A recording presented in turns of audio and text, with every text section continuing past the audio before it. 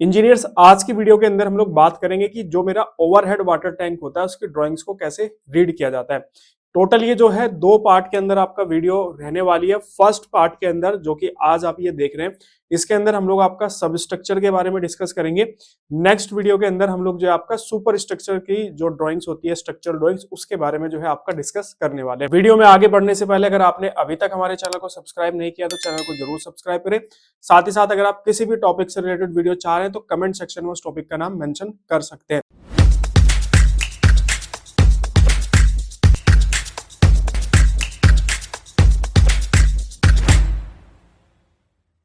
चलते हैं लैपटॉप की स्क्रीन के अंदर और हमारा जो टॉपिक है उसको आपका स्टार्ट करते हैं।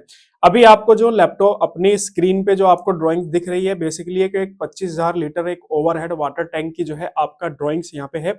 आरसीसी का ये आपका जो वाटर टैंक है आरसीसी का रहने वाला है। तो फर्स्ट पार्ट के अंदर हम लोग जो आपका कवर करेंगे जो कि मेरा आपका सब स्ट्रक्चर वाला पार्ट है।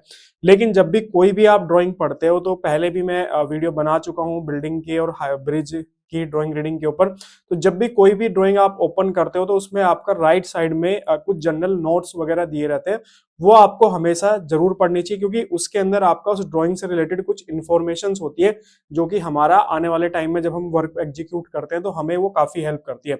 तो सेम चीज हम इस ड्राइंग के अंदर भी उसी से शुरुआत करेंगे जो यहाँ पे आपके जनरल नोट्स आपके यहाँ पे लिखे हुए हैं। वन बाय वन सारों को सभी को हम लोग जो आपका डिस्कस करते हैं। अगर मैं बात करूं, जैसे आपका यहाँ पे फर्स्ट पॉइंट आपका लिखा हुआ है कि all dimensions are millimetres and the level are metres. मतलब मेरी जो डायमेंशंस है, जितनी भी जो ड्राइंग्स के अंदर डायमेंशन यूज की गई है वो सभी आपका जो है मिलीमीटर्स के अंदर है, और जो लेवल्स आपके यूज किए गए हैं वो सारे लेवल्स आपके जो है मीटर्स के अंदर यहाँ पे जो है आपका यूज किया गया है। क्लियर? तो यहाँ से आपको डायमेंशन का क्लियरिफिकेशन हो गया। सेकंड, यहाँ पे आपका लिखा हुआ है कि follow written dimension not do scale. ये बहुत अच्छी बात है कि जनरली क्या होता है कि जो बच्चे जो फ्रेशर्स होते हैं वो अगर कोई ड्राइंग पे क्या करते हैं कि पीडीएफ वगैरह है या फिर कोई ड्राइंग्स है, ऑटो कैड की कोई ड्राइंग्स है और उसके अंदर कोई सेक्शन आपका कट है, ठीक है, तो सेक्शन जनरली जो होते हैं वो स्केल करके बनाए जाते हैं। तो जब हम उसको ऑटो कैड के अंदर इंपोर्ट करते हैं, ऑटो कैड के अंदर ओपन करते हैं, तो वहां पे मान लीजिए जैसे यहीं पे आपका लिखा हुआ है, कोई भी एक डायमेंशन हम पकड़ लेते हैं कि मान लीजिए आपका ये 1850 सपोज करो लिखा हुआ है।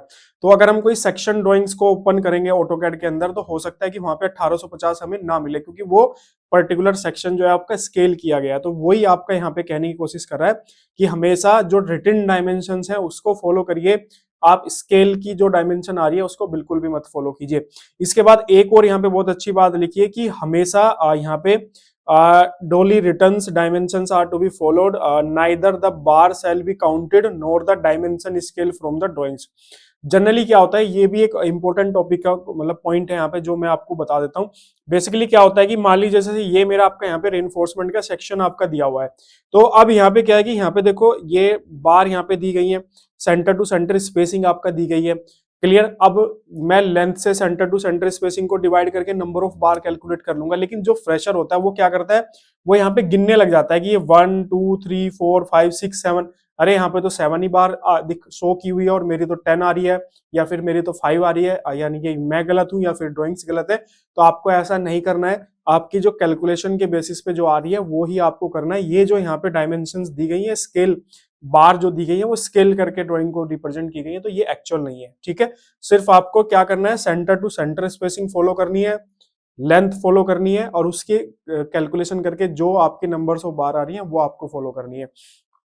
इसके अलावा कुछ और इंपॉर्टेंट है, जैसे आपका ग्रेड ऑफ कंक्रीट काफी इंपॉर्टेंट होता है। यहाँ पे अगर आप देखोगे तो यहाँ पे ग्रेड ऑफ कंक्रीट जो ओवरहेड वाटर टैंक वाला पार्ट है, मतलब जिसमें वाटर का कलेक्शन होगा, उसमें आपका यहाँ पे M30 ग्रेड यूज होगा और बाकी की सभी स्ट्रक्चर के अंदर आपका M25 ग्रेड का यूज किया जाएगा। ठीक है, जो ओवरहेड वाटर टैंक होता है, ये वाला जो आपका टैंक है, ये जो आपका इतना पोर्शन है, इसके अंदर आपका मेरा वाटर का कलेक्शन होगा, तो ये मेरा आपका जो इसकी वॉल्स होंगी वो सभी M30 ग्रेड के अंदर होगी और बाकी सभी मेरा M25 ग्रेड के अंदर होगा।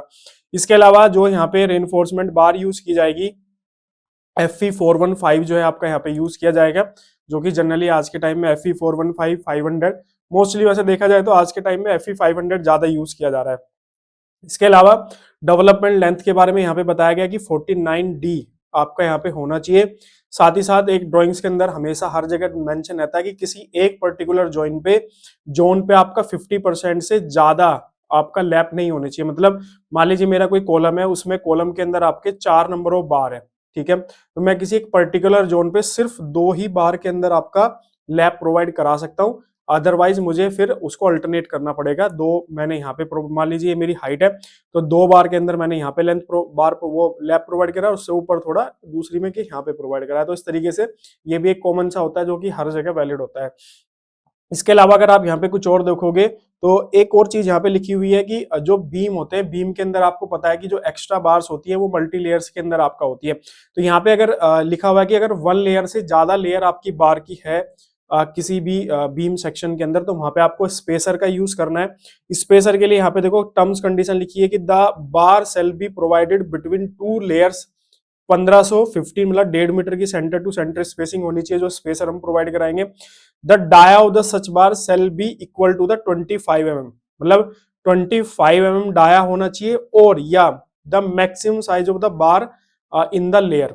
मान लीजिए मेरी रेनफोर्समेंट है बीम के अंदर, उसके अंदर 20 mm भी डाया यूज किया और 16 mm के भी बार यूज की गए, तो इनमें से मैक्सिमम डाया मेरा कौन सा होगा 20 mm। या तो आप 25 mm का स्पेसर बार में से स्पेसर कट करके स्पेसर यूज करो, अदरवाइज अगर 25 नहीं आपके पास में अवेलेबल है तो आप जो भी रेनफोर्समेंट यूज कर रहे हो बीम के अंदर उसमें से जो हायर डाया है, ठीक है, जैसे यहाँ पे आपका ये 16 डाया की थी और ये 20 डाया की थी, तो दोनों में से हायर कौन सा मेरा 20 है, तो मैं यहाँ पे 20 डाया को आपका यहाँ पे यूज करूंगा। इसके अलावा द कंस्ट्रक्शन जॉइंट, जो भी कंस्ट्रक्शन जॉइंट होगा वो इंजीनियरिंग चार्ज के अकॉर्डिंग आपका यहाँ पे होगा, प्लान किया जाएगा उसको, ठीक है, कि हमें स्ट्रेट रखना है या फिर किसी एंगल पे 45 डिग्री के एंगल पे प्रोवाइड कराना है, तो वो सारी चीजें, या फिर कोई केमिकल का यूज करना है हमें कंस्ट्रक्शन जॉइंट्स पे। आज के टाइम में काफी सारे ऐसे कंस्ट्रक्शन केमिकल्स भी आ रहे हैं जो कि कंस्ट्रक्शन जॉइंट को रिपेयर करने के लिए यूज किए जाते हैं। इसके अलावा अब यहाँ पे देखो एसबीसी सॉइल की बेयरिंग कैपेसिटी जो है वो आपका 8 टन पर स्क्वायर मीटर है, और 2 मीटर की डेप्थ पे सैंपल जो है आपका लिया गया है। सॉरी, द लाइटनिंग, जो आपका लाइटिंग वाला पार्ट है, मतलब इलेक्ट्रिकल वाला पार्ट है, उसके लिए हमें आपका इलेक्ट्रिकल ड्राइंग्स को फॉलो करना है, क्योंकि ये ड्राइंग्स हमारी सिविल की ड्राइंग है, कंस्ट्रक्शन की ड्राइंग्स है, तो यहाँ पे इलेक्ट्रिकल की कोई इन्फॉर्मेशन नहीं है, उसके लिए हमें इलेक्ट्रिकल ड्राइंग्स को फॉलो करना पड़ेगा।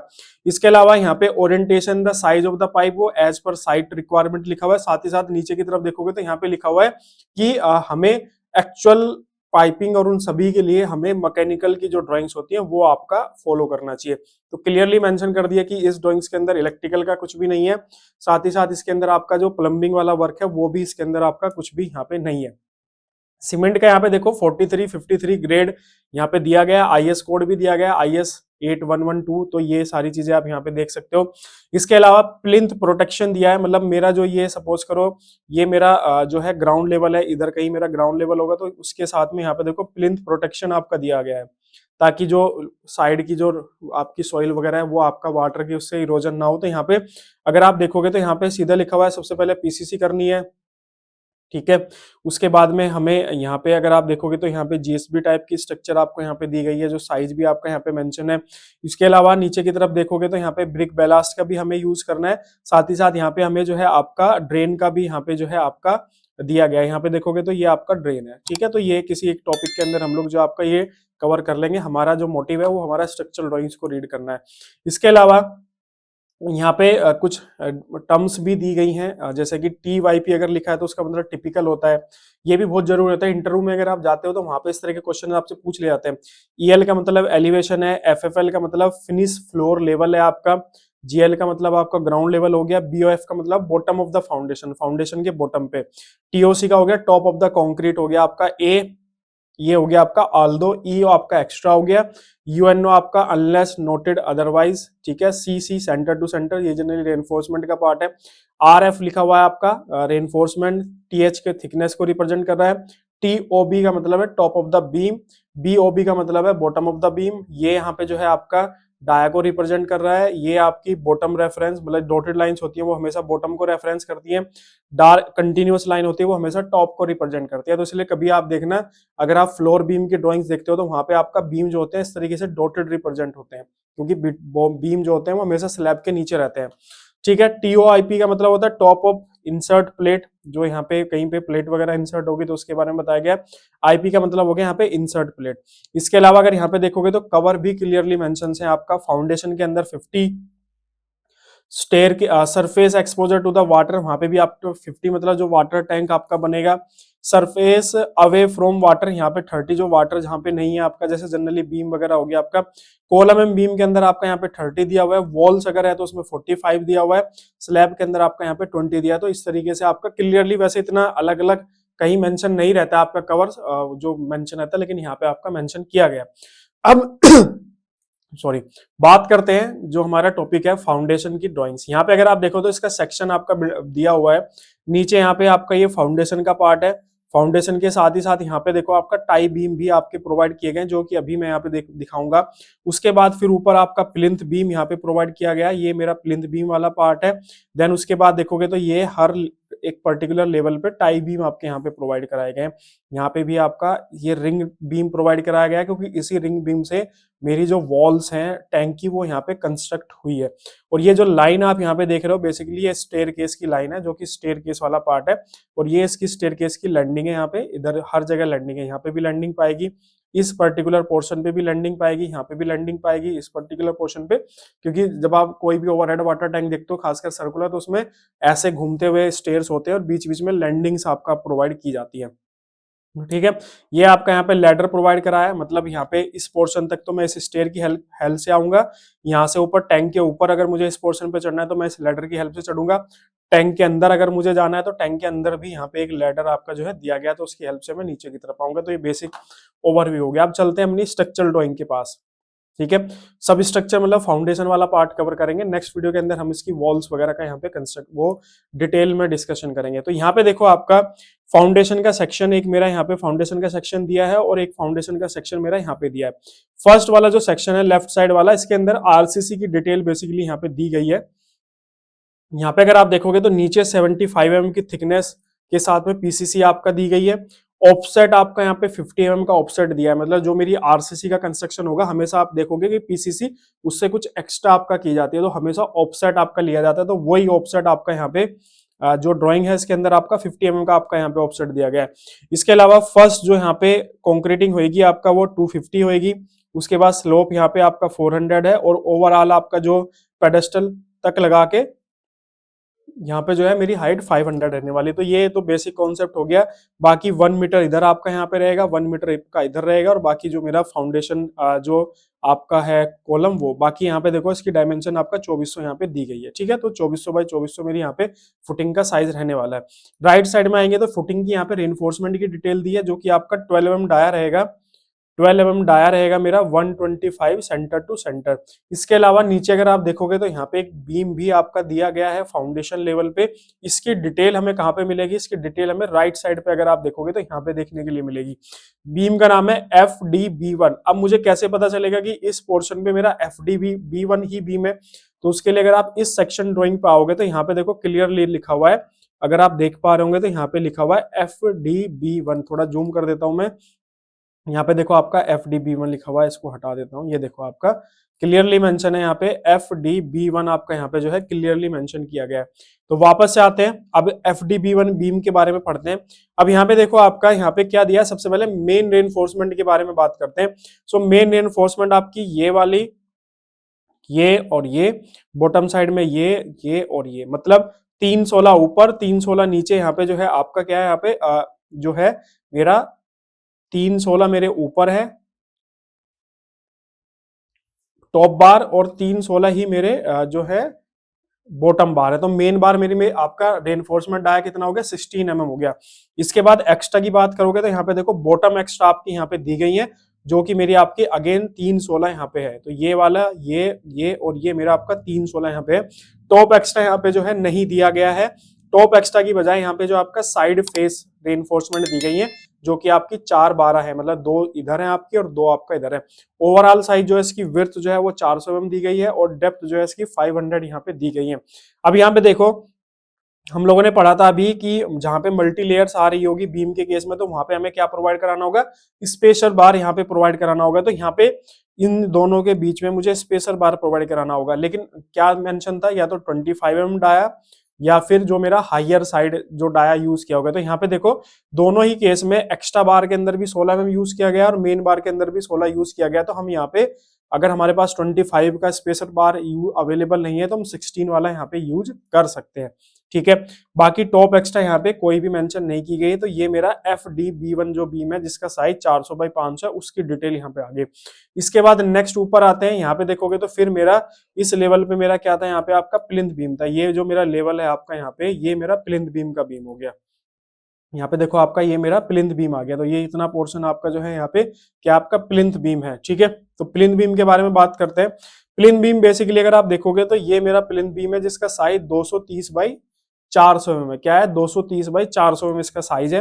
रेनफोर्समेंट की बात करेंगे तो यहाँ पे देखो रेनफोर्समेंट कम कर दी गई है, 216 ऊपर 216 नीचे, और यहाँ पे बॉटम में कोई एक्स्ट्रा बार नहीं दी गई है। टॉप में आपकी यहाँ पे 216 एक्स्ट्रा बार्स दी गई है, ठीक है। तो यहाँ पे टोटल जो मेन बार होगी वो कितनी होगी, 4 बार होगी, 2 ऊपर 2 नीचे 16 डाया की, और 2 बार मेरी यहाँ पे जो है एक्स्ट्रा हो गई आपका जो है 16 mm डाया की, क्लियर। और इसकी जो डेप्थ है 230x400 mm जो है यहाँ पे इसकी डेप्थ जो है वो आपका दी गई है। नीचे आपको सबसे पहले पीसीसी करनी है, 75 mm थिक की पीसीसी है, M15 ग्रेड की करनी है, 1 2 4 इसका जो है आपका यहाँ पे रेशियो रहने वाला है। सेम अगर यहाँ पे स्ट्रिप्स की बात करो तो स्ट्रिप्स देखो यहाँ पे एंड जोन पे 100 mm centre to centre spacing है स्ट्रिप्स की, और मिडिल जोन के अंदर आपका 150 सेंटर टू सेंटर है। सेम ऐसे आपका FD1 के अंदर आप देखोगे तो यहाँ पे भी आपका जो स्पेसिंग है वो 100 mm सेंटर टू सेंटर है, और मिड जोन के अंदर 150 सेंटर टू सेंटर है, ठीक है। तो ये था हमारा सब स्ट्रक्चर का पार्ट जिसमें हम लोगों ने आपका ड्राइंग्स को पढ़ा, सब स्ट्रक्चर के बारे में फाउंडेशन देखा, आपका जनरल नोट्स हम लोगों ने देखे, टाई बीम देखा, आपका प्लिंथ भी हम लोगों ने यहाँ पे डिस्कस किया। तो वीडियो को यहीं पे क्लोज करते हैं। नेक्स्ट वीडियो के अंदर हम इसका जो आपका सुपर स्ट्रक्चर वाला पार्ट है, जो कि आपका ये देखो आपका जो यहाँ पे मेन जो टैंक वाला पार्ट है जिसके अंदर आपका वाटर का कलेक्शन होगा, साथ ही साथ ये स्टेयरकेस की डिटेल है, तो इसको आपका नेक्स्ट वीडियो के अंदर हम लोग जो आपका कवर करेंगे, क्योंकि एक वीडियो के अंदर आपका काफी लंबी वीडियो हो जाएगी, तो इसलिए हम लोग जो है उसको नेक्स्ट पार्ट के अंदर आपका कवर करेंगे। वीडियो क्लोज करने से पहले चैनल को सब्सक्राइब नहीं किया तो चैनल को जरूर सब्सक्राइब करें। साथ ही साथ किसी भी टॉपिक से रिलेटेड अगर वीडियो चाह रहे हो, कमेंट सेक्शन में बेझिझक होकर उसका नाम मेंशन करो, उससे रिलेटेड वीडियो आपको हमारे चैनल पे मिल जाएगी। तो मिलते हैं आपसे बच्चों नेक्स्ट वीडियो के अंदर। Okay, thank you.